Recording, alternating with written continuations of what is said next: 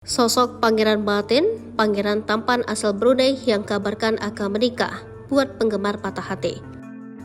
Kerajaan Brunei baru saja umumkan rencana pernikahan Pangeran Abdul Matin yang akan diselenggarakan Januari 2024 mendatang.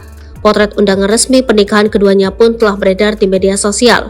Sosok Pangeran Matin sempat viral karena parasnya yang tampan. Bahkan kabar dirinya akan melangsungkan pernikahan membuat banyak netizen bercanda jika itu adalah hari patah hati internasional.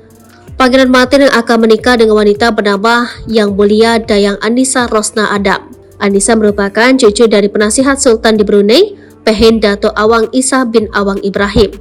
Kakek Annisa menjabat sebagai penasihat khusus Sultan dan Menteri di Departemen Perdana Menteri di pemerintahan Brunei.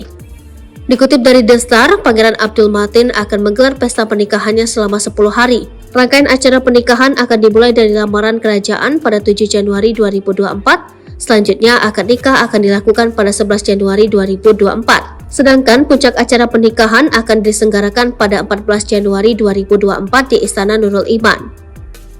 Acara perjamuan akan menjadi akhir dari perayaan yang akan dilakukan pada 15 Januari 2024. Pangeran Abdul Matin merupakan putra penguasa Brunei Darussalam, Sultan Hassanal Bolkiah dengan mantan istrinya Datin Paduka Sri Maryam Abdul Aziz. Ia adalah anak ke-10 dari 12 bersaudara yang lahir pada 10 Agustus 1991. Pangeran Matin saat ini bertugas di Angkatan Udara Kerajaan Brunei Darussalam dan kerap menghadiri tugas diplomatik dengan Sultan Hassanal Bolkiah.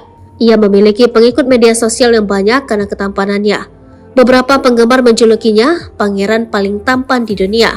Pangeran lulusan Master of Arts di International Study and Diplomacy kini tinggal di Istana Mewah Brunei yang konon memiliki total 1.877 kamar yang dihiasi dengan emas, berlian, dan perak.